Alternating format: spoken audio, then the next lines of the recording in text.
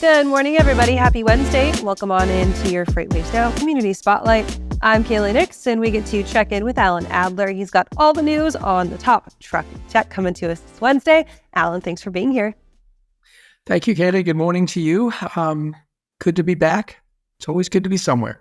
Great to see you as always. And we've got a pretty good segment for today. You guys had a great guest once again on your Truck Tech podcast this week.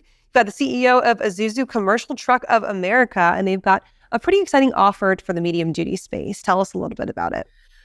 Well, Sean Skinner is somebody I don't know well. I feel like we might be BFFs someday now because we really do have a nice conversation today. What's interesting is, and sometimes you want to be lucky and not good, and we got a little lucky with the timing of this because yesterday, Isuzu and Gatik, the middle mile leader, really the only folks doing middle mile autonomous, agreed that they would work together to build middle mile autonomous trucks for around 2027. And of course, Gatik is on the road in Texas and in Ontario, Canada, with driverless trucks on certain routes that go sort of repeatable routes and that sort of thing. Nobody else has really gotten into this space yet. And what's interesting is Isuzu, which is providing its F-Series Class 7 and some Class Series trucks for these autonomous projects, is now going to be building them for sale to others. Isuzu is putting $30 million into Gatik, which is a nice get. And interestingly enough, and you'll see a little bit more of this in Friday's newsletter, Ryder, which is another investor in Gatik, is thrilled. They think this is awesome. And, they were an early investor in Gatik, and they think that Gatik has kind of got it figured out right now because it's an entire network and not just a single lane for autonomous trucking.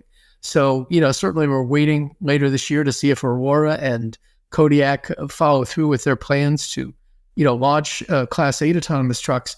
But right now, Gatik is out there. It's kind of all alone, and it's got lots of fans. Yeah, we know that we've seen a ton of forward progress, genuinely no pun intended, from Gatik as we've seen them really progress pretty substantially over the last couple of years. And you and I have talked about this, what it feels like a million times, right? How soon is it before we see this true hand-in-hand partnership between the tech maker of the autonomy plus the manufacturer of that truck? When we're looking at offerings and numbers, what does it look like from a timeline standpoint? Do we have order books open? Are we just now talking about the partnership going forward? Yeah, I think it's just been announced, 24 hours ago. So I think we probably don't have a lot in terms of order book kind of activity yet. I think what's interesting, though, is that as we've looked at the marriages along the way of, who's working with whom, especially when we focus honestly on the Class 8 space, to see that, Isuzu is now not just interested, but, they're a Japanese-based automaker. This is, that's where the money is coming from. But, the reason we talked to Sean Skinner, and we did talk about Gatik, it was because of the success that Isuzu has had in the medium-duty market, sort of the Class 3 through 5 area in North America, especially in the U.S. Their only main rival, Kaylee, is Ford Motor Company. They have a very large and profitable Ford Pro business, as they call it, for their commercial business. But Isuzu's been here now 40 years. This is their 40th anniversary. They had all-time sales records last year. They've seen some other manufacturers kind of leave the market, including Hino for a while, and Fuso, Mitsubishi Fuso, which is owned by Daimler Truck. Complicated a little bit there.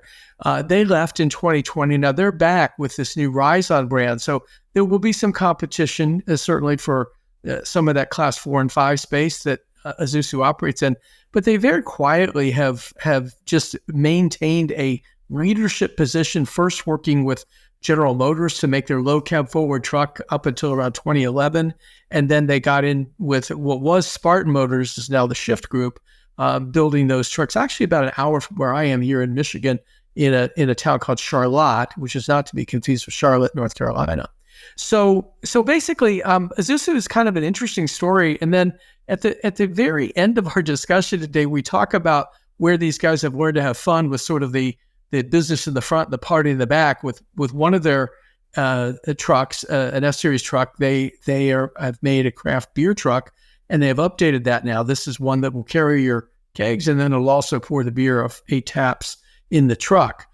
Which is just kind of very cool that you can do that. And it's something that they literally came up with a company out in California over beers one day. So There you go. You got to add a little bit of fun when it comes to the production of these trucks. Let's move on to talk about our newsletter coming up for this week, because I think there's a lot to dissect there. We, of course, know that there's no shortage of backlash in reaction to CARB rules and to EPA regulations when it comes to electric trucks and alternative vehicle fuels. Let's talk a little bit about some of that enhanced backlash coming as the EPA maybe looks to speed up their timeline a little bit.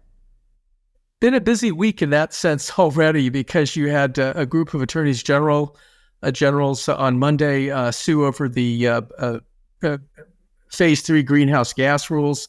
So they sued the EPA. They're also, of course, not happy with CARB, because between the two agencies, the California Air Resources Board and the Environmental Protection Agency, they're both pushing very, very hard to speed up electric truck adoption. And I don't think anybody is really against electric trucks. What they're against is the idea of being forced to do them very quickly and, quite honestly, take on a huge cost burden for doing it. And that cost ultimately, Kaylee, is going to fall down to you and me, because if our packages cost more to get to us, we're going to pay for that cost. That's one of the things.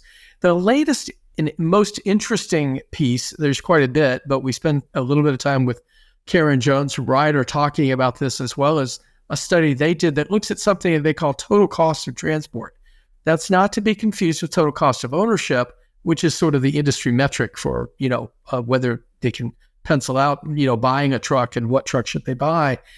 Total cost of transport looks at everything in terms of, how much cargo capacity you're losing because of additional batteries and, to power the truck. And, how many more trucks do you need because you don't have as much cargo capacity, and all kinds of things. So we get into that. We review some of the more recent studies that have pointed to some of the same issues in terms of, an immature infrastructure that's very costly, and we're not really sure where that's coming from. So there's a lot of Debbie Downer kind of stuff going on out there. It isn't that people are against these. And that's what's interesting, is it's just that they don't want to be pushed too far, too fast.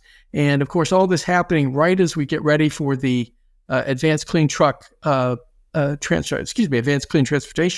Expo next week in Las Vegas. I'll be there and be reporting from there for Truck Tech next week.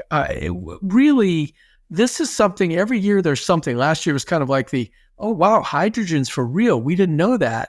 This year, it looks like it's going to be all about give us more choices than just electric trucks. And that seems to be the theme that's developing. And as I say, we're seeing quite a bit on that right now.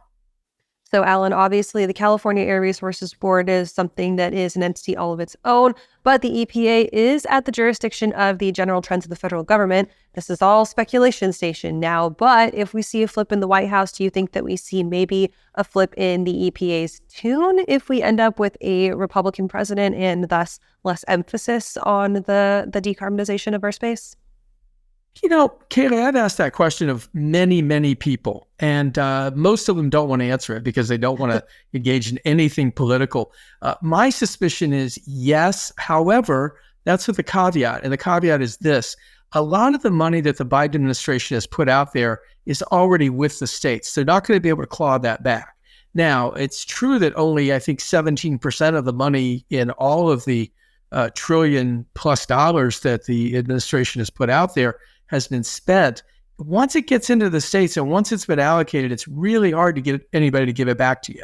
So I think that, even if from a policy perspective, you see a reversal from what we've seen in the Biden administration, I don't think you're going to see a lot of the things that have already been funded, reversed, at least not easily. It's going to be interesting to watch, that's for sure. Alan, thank you for joining us this morning for your Truck Tech Community Spotlight. Of course, we'll find the show this afternoon right here on FreightWaves TV, and subscribe to the newsletter on FreightWaves.com. Thank you.